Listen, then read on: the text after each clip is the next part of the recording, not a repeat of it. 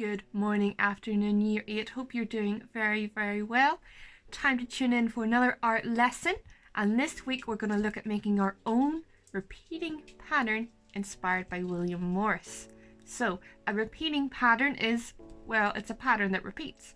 It's got the same imagery that constantly repeats and it flows together very organically. So the edges of the image will always line up when it's placed beside one another. This can look very complicated. It took me a while to fully understand how on earth do they make sure that that goes to there and this goes to there. But what I have today is a really easy method of doing this. What you are going to need is your reference images. So I've printed off pictures of lavender plants, as well as some pictures of a fruit, because I wanted something else in there as well. William Morris included some fruits in his designs, and I thought an orange with the complementary colour to the purple would be a great contrast, and I also really love oranges. I have my sketches from last week, and I've got a piece of paper cut out from my sketchbook. Make sure your paper is loose from your sketchbook, because we will need to cut it up. I've got a very old shabby ruler. I'm sure you've got a nicer one than that. I've got a pencil, nice and sharp, a rubber, my trusty coffee, and because my printer broke, my William Morris reference images are on my computer there, so I can have a look at the composition and how he plays with movement, line and shape. I also have, and I highly suggest this, a little companion. Keeps me company. He's a good boy. So make sure you've got pictures that you want to draw. Make sure it is the plant or the flower that you did studies of. It's really important. But you can also add some additional details in there, such as my choice of an orange. And maybe I'm also considering of a bumblebee, because I saw so many bumblebees hanging about my lavender flowers. I think it would be nice to get one or two in my design as well. Make sure you have the observational studies you did last week to help you draw your image. Make sure you have a sheet of paper that is loose, because we are going to have to cut this up. Make sure you have a pencil, nice and sharp. Make sure you have a ruler, and make sure you have a rubber. Also handy to have in front of you, if possible, are images of William Morris's works as well, just so you fully can look at, appreciate and understand his composition and help to inspire and motivate you along the way. So you're going to start with your paper, your ruler and your pencil, and I want you to draw a 6 by 6 inch square in the middle of your piece of paper. So 6 by 6 inch square in the middle of your piece of paper. Let's go.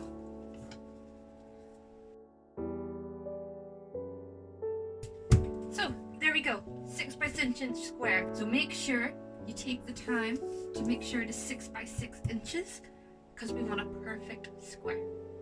Now what you're going to do, very lightly go halfway across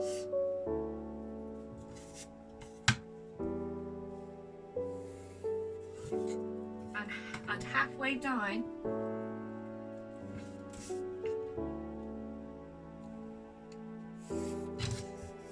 and you're going to turn it into a grid. Now use this as your composition guide. Make sure you have a focal point in the center of your design and everything kind of grows off there. What you have in each box does not have to be symmetrical, because we're going to make it symmetrical later, but just make sure you have a key focal point in the middle. So 6 by 6 inch square box, lightly drawn center lines, and go. Using your drawings, using your inspiration, just draw a random set of images based off what you have studied, making sure there is a focal point in the middle. Let's go.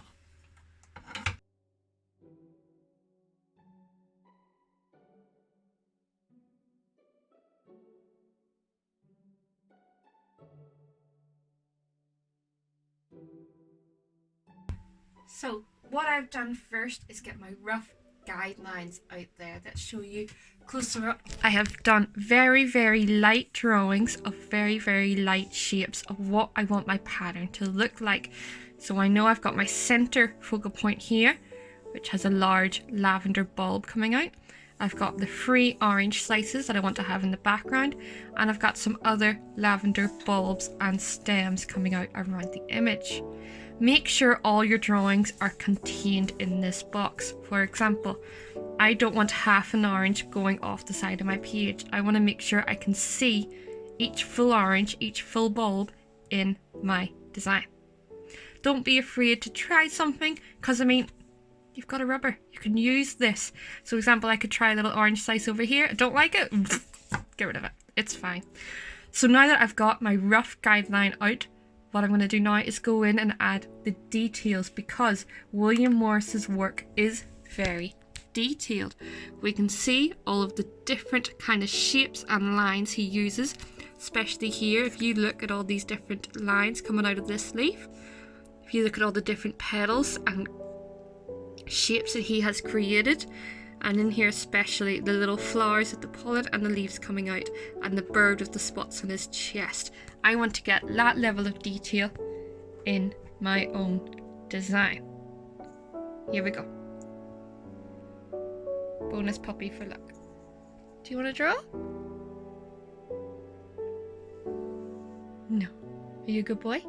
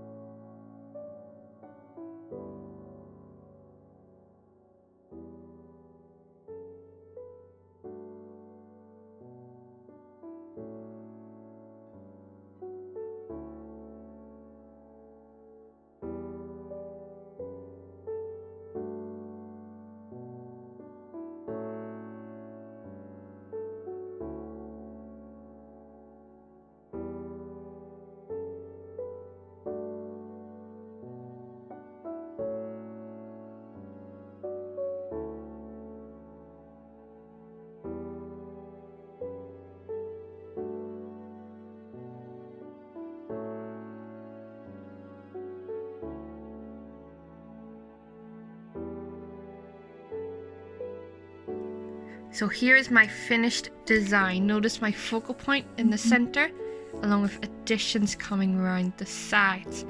Something I found very tricky was my instinct to draw right to the edge. You'll notice I did it here, drawing the stems of the leaves coming right down, or the plant coming right down, and also at the top I had plants in the background. I had this urge to actually fill the whole sheet. Don't do this. Make sure that there is space around all of your corners and that none of your drawings touch that square. If they do, the pattern is not going to work. So I'll say that one more time. Make sure that you have a space between the line of your box and your drawing the whole way around your design. Otherwise, the pattern is not going to work. And that's where we're going to leave it today. Next week, we're going to colour it in, and then we're going to turn it into a pattern. But I don't want to rush this, and I want you to take your time today to really make sure your drawing is as beautiful as it can be. And don't worry about filling in all the spaces. You'll notice on mine, I've got a good amount of space around the edges. They will be filled up whenever we get to the pattern bit. You will have a chance to go in and make it really, really full and bursting with design and energy and plants and flowers and bumblebees if you desire. So that is your task for today, to draw a 6x6 inch box, and then to create a drawing that you will turn into a pattern next week. But this drawing has to be inspired by William Morris and based off the observational plants and flowers that you studied last week. You can add additional elements like I did with my oranges and bumblebees, but that is completely up to you. The focus, the focal point of this will be the plant life. And that's it. Once you've got that done, keep that safe, because if you lose that next week, you have to start all over again. Ugh. So make sure you keep that sheet of paper safe. Make sure it is detached. Whenever you've finished, tuck it into your book and keep it safe for next week.